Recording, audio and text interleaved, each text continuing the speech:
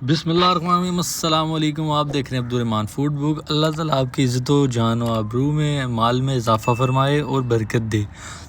جاتی ہوئی سردیوں سے پہلے یہ ریسیپی بنا لیں ورنہ آپ بہت پچھتائیں گے، کیونکہ یہ سردیوں کی سوغات ہے، مکئی کی روٹی اور سرسوں کا ساگ۔ میں آپ کو یہ انشاءاللہ گارنٹی سے کہہ سکتا ہوں کہ پورے انٹرنیٹ پورے یوٹیوب پر اتنی ایزی ریسیپی آپ کو کوئی بھی نہیں بتائے گا جتنی ایزی ریسیپی میں آپ کو بتانے جا رہا ہوں۔ تو چلیے بنا ٹائم ویسٹ کی شروع کرتے ہیں۔ جو ساگ ہے وہ میں نے کاٹ کر رکھا ہوا ہے، مطلب اس کو دھو کے صاف کر کے آپ نے رکھ لینا، ٹھیک ہے۔ میں مٹی کی ہانڈی میں بناؤں گا، مجھے مٹی کی ہانڈی پسند ہے، تو اس وجہ سے میں نے کہا پورے دیسی سٹائل میں بنایا جائے۔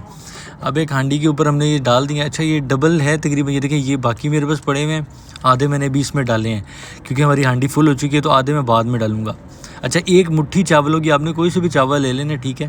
اس کو آپ نے اس کو دھو لینا اچھے سے اور اس کے اندر شامل کر دینا ہے۔ ایک بڑا چمچ ہم اس میں ڈالیں گے ہلدی پاؤڈر کا، مطلب یہ چھوٹے 2 چمچ ہے، آپ نے ایک بڑا کھانے والا چمچ جو ہے وہ بڑا چمچ ڈالنا ہے اس کے اندر، ٹھیک ہے۔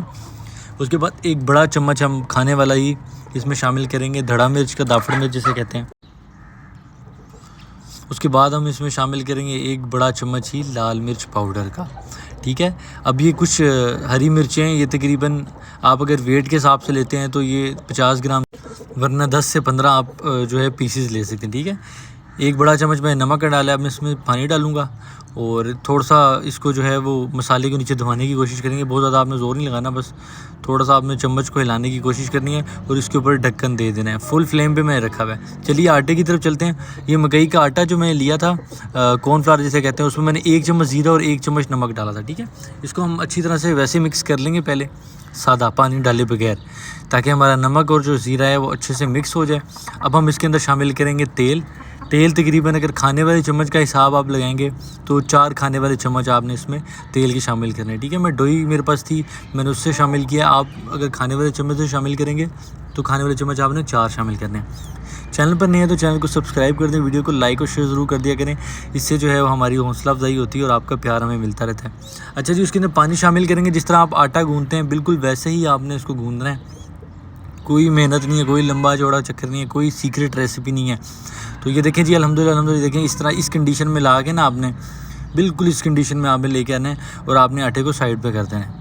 اب ہم اپنی ہانڈی کی طرف چلتے ہیں۔ ہم دیکھتے ہیں جی ہمارا جو ساگ ہے وہ کدھر تک پہنچا ہے۔ آدھا ساگ جو ہے وہ جب گل چکا تھا تو نیچے کی طرف چلا گیا تھا، میں نے باقی ساگ بھی اس کے اندر ڈال دیا تھا، ٹھیک ہے۔ اب ہم اس کو ہلا کے چیک کر لیتے ہیں۔ بسم اللہ الرحمن الرحیم۔ دیکھیں جی ماشاءاللہ ماشاءاللہ بالکل ہمارا جو ساگ ہے وہ ہس چکا ہے، مطلب نرم ہو گیا، نیچے بیٹھ گیا، ٹھیک ہے۔ اور دیکھیں مزید میں نے 10 منٹ کے لیے ڈھکن دے دیا تھا، اور اب دیکھیں ماشاءاللہ ماشاءاللہ الحمدللہ لک اس کی بہت پیاری آ چکی ہے۔ اب آپ نے آدھا کپ جو ہے وہ آٹے کا ڈالنا ہے، ٹھیک ہے۔ آٹا آپ کوئی سا بھی لے سکتے ہیں، مطلب یہ نہیں ہے کہ لال آٹا سفید فائن آٹا ہو، ضروری نہیں ہے، کمپلسری نہیں ہے، ٹھیک ہے۔ آپ کوئی سا بھی آٹا لے سکتے ہیں، مطلب لال ہو یا سفید ہو، کوئی اور کسی اور چیز کا آٹا نہ ڈال دیجیے گا، بس ڈالنا کھانے روٹی والا ہی ڈالنا ہے، گندم والا آٹا۔ اب ہم اس کو گھوٹیں گے، پنجابی میں اس کو گھوٹنا کہتے ہیں۔ ہم اس کو گھوٹیں گے تاکہ جو ساگ ہے ہمارا وہ بالکل یہ جو نیچے آپ کو گرینز وغیرہ نظر آ رہے ہیں اندر، یہ ختم ہو جائیں اور بالکل ایک جان ہمارے جو ہے وہ ساگ ہو جائے۔ دیکھیں کوئی بھی ریسیپی، کوئی بھی ڈش اگر آپ دل سے اپنے بناتے ہیں تو اس میں اللہ کی طرف سے قدرتی طور پر بہت زیادہ ذائقہ آ جاتا ہے۔ جس طرح ہماری مائیں ہمارے لیے بناتی ہیں تو پھر آپ کو پتہ ہے وہی ٹیسٹ جو ہے وہ الگ ہوتا ہے، وہ ہمیں باہر کہیں بھی نہیں ملتا، کیونکہ وہ اس میں پیار اور محبت اتنی ہوتی ہے کہ اس میں خود بخود اللہ کی طرف سے ٹیسٹ آتے ہیں۔ دیکھیں ماشاءاللہ اس کو تقریباً 5 سے 6 منٹ میں نے گھوٹا تھا، اور دیکھیں یہ کنڈیشن ہو گئی، بالکل ایک جان ہو گیا ہمارا ساگ۔ دیکھیں ماشاءاللہ ماشاءاللہ الحمدللہ اللہ کا شکر ہے۔ یہ تو دیکھیں اللہ کی جو ہے وہ کرم نوازی ہے، ہم تو کسی قابل نہیں ہیں۔ چلیے بگار کی طرف چلتے ہیں۔ بگار میں ڈالوں گا 1 سے 1.5 انچ کا ٹکڑا بڑا والا ادرک کا، 3 عدد میں نے جوے بڑے والے لہسن کے لیے ہیں، 4 عدد میں نے سبز مرچیں لی ہیں اور 10 عدد میں نے دافڑ مرچیں لی ہیں۔ ایک کڑھائی کے اندر میں دیسی گھی ڈالوں گا۔ آپ کے پاس دیسی گھی نہیں ہے تو کوئی مسئلہ نہیں، آپ سادہ گھی بھی ڈال سکتے ہیں، آپ آئل بھی ڈال سکتے ہیں، ٹھیک ہے۔ تو وہ جو لہسن اور ادرک تھی اس کو میں نے پیس لیا تھا اور اس کو شامل کر دیا۔ جو بھی میں نے آپ کو پیچھے پلیٹ بھی دکھائی، یہ وہی ادرک اور لہسن میں نے پیس لیا، ٹھیک ہے۔ ہلکا سا لائٹ براؤن کریں گے، زیادہ جلانا نہیں ہے لہسن کو۔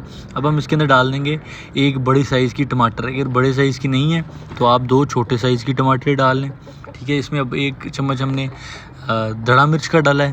اچھا یہاں پہ آپ حسب ذائقہ تڑکا لگا سکتے ہیں، زیادہ مرچ کھاتے ہیں، زیادہ تیکھا کھاتے ہیں تو زیادہ مرچ ڈالیں، کم کھاتے ہیں تو کم ڈالیں۔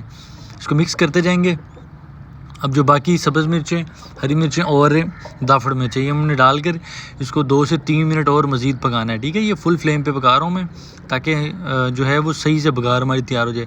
اب ماشاءاللہ سے 3 سے 4 منٹ ٹوٹل ہو چکے ہیں. اب میں اس کے اندر جو میں نے ساگ گھوٹ کے رکھا ہوا ہے وہ میں اس کے اندر شامل کرتا جاؤں گا. میں آپ کو ویسے دکھا بھی دیتا ہوں میں کہاں سے نکال کے ڈال رہا ہوں. یہ دیکھیں جی، یہ ہم نے رکھی ہوئی ہے یہاں پر، تو یہاں سے نکال کر میں اس میں کڑھائی میں ڈال رہا ہوں جتنی ابھی ہمیں چاہیے، کیونکہ یہ بھی تیار کر رہا ہوں میں تڑکا لگا کر. اور یقین کریں اتنی مزے کی خوشبو ہے. اور یہ جو ریسیپی ہے نا روٹی کی، یہ میں نے اپنی بیبی جی سے اس کی پوری ریسیپی سیکھی ہوئی ہے. تو یہ اتنے مزے کی بنتی ہے، آپ یقین کریں.